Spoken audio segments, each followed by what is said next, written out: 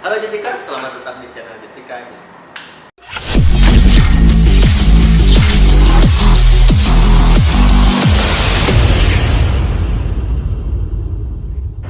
Oke, di video-video sebelumnya kita sudah membahas beberapa genre sastra seperti cyberpunk, dystopia, dan steampunk. Bisa kalian cek di video-video sebelumnya. Dan kali ini kita akan membahas genre sastra yang lain yang bernama Solarpunk. Oke, silahkan.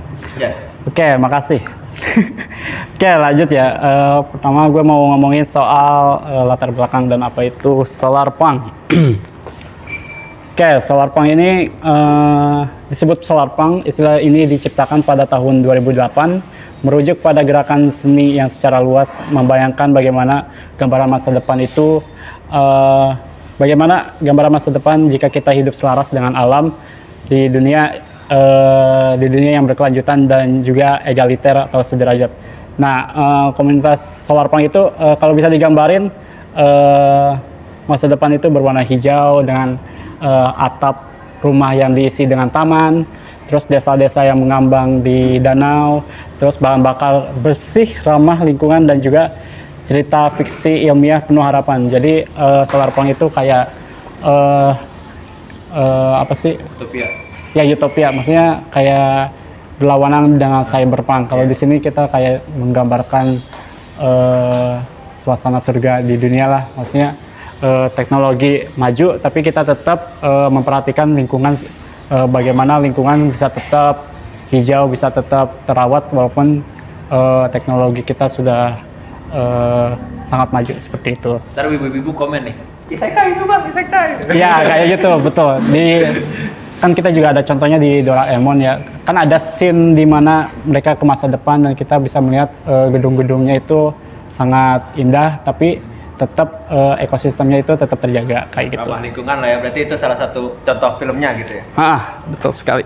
Apa sih maksudnya dampak-dampaknya gitu selain itu? Dampaknya itu kayak dampaknya itu banyak ya, ada di seperti industri teknologi, terus juga dan juga tentu di lingkungan ya. Gerakan Solarpunk, yang dampak dari gerakan Solarpunk yang berkembang ini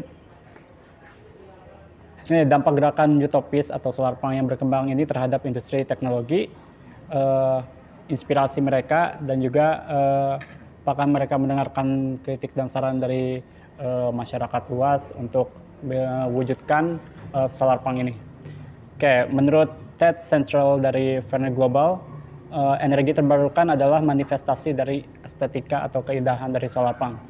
Verne Global menjalankan layanan pusat data dari sebuah kampus di Islandia yang didukung oleh 100% energi terbarukan.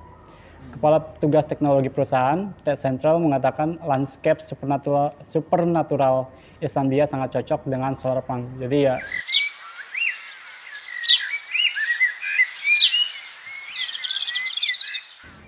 Solarpunk ini.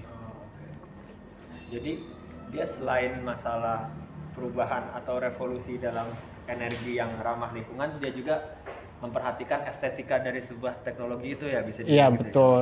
Kan kita seperti sudah melihat era globalisasi ini sangat kurang indah lah, maksudnya yang arah ke cyberpunk kita kan. Yang arah seperti ke cyberpunk atau punk-punk yang lain.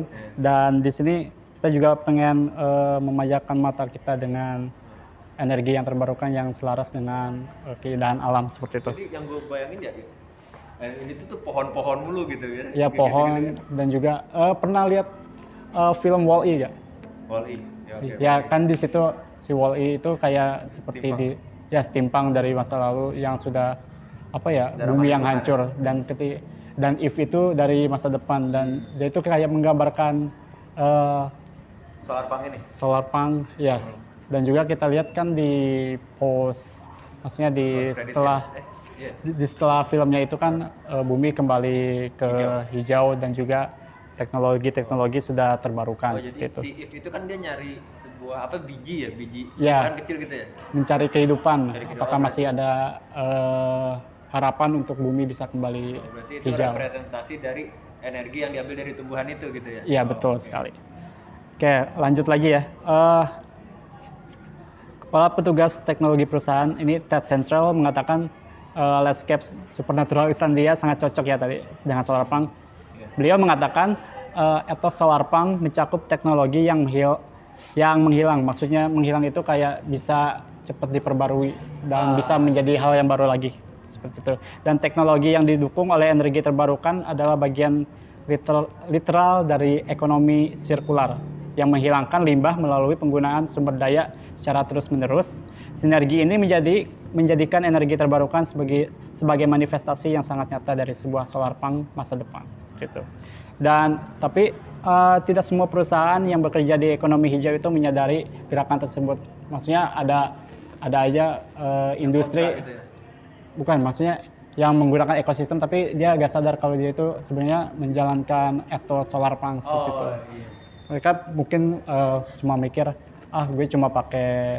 gue pengen ramah lingkungan, tapi dia gak tahu sebenarnya dia itu sedang menjalankan si solar punk itu sendiri. Iya betul, seperti itu.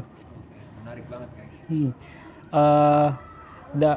Ketua dari Commercial Officer Climeworks, Daniel Eger, sebuah perusahaan Swiss yang menangkap karbon dioksida langsung dari udara menggunakan mesin yang ditenagai oleh energi terbarukan atau energi dari limbah. Teknologi penangkapan dari penyimpanan karbon dilihat oleh banyak orang sebagai cara penting untuk mengendalikan karbon dioksida. Jadi dia kayak ngebersihin karbon dioksida di udara nih pakai teknologi ini gitu ya? Iya betul sekali. Jadi udaranya oksigennya lebih berkualitas lah istilahnya. Iya, kan? Seperti yang kita tahu kan sekarang banyak polusi, apalagi di perkotaan, dan ini salah satu perwujudan untuk mewujudkan solar punk. Lebih baik gitu Iya ya. betul. Mungkin penganut cyberpunk dan steampunk ya, jangan tersinggung. Oke, nah menurut beliau mengatakan tujuan kami adalah menginspirasi 1 miliar orang untuk menghilangkan karbon dari udara. Jelas bukan target kami untuk melakukannya sendiri, kami harus menjadi bagian dari ekosistem. Dan mereka itu pokoknya pengen ngajak orang-orang untuk menggunakan energi terbarukan dan lebih menyayangi bumi lagi, seperti itu. Oke, lanjut lagi, landscape supernatural Islandia telah menginspirasi beberapa perusahaan teknologi. Namun meskipun bertujuan untuk mengatasi perubahan iklim dan menggembleng masyarakat luas, Eger mengatakan perusahaan tersebut tidak memiliki banyak pengetahuan tentang solar punk. Beliau mengatakan, bukannya kami tidak menghargai apa yang dipikirkan oleh orang lain, tetapi perbedaan antara Climeworks dan solar punk tidak terlalu besar. Mungkin konotasi anarkis punk tidak menyenangkan bagi sebagian orang. Gitu. Sebenarnya gue kalau misalnya gue lihat dari hidupnya gini ya, kan tadi anarkis punk tuh kan, ya mungkin yang gue bisa lihat itu kalau cyberpunk itu kan anarko-kapitalisme dan anarko-transhumanisme gitu. Mungkin gue lihat ini kayak eko-anarkisme gitu. Mungkin lain kali bisa kita bahas. Kalau butuh kalian bahas, bisa komen di bawah. Oke, lanjut dulu ya.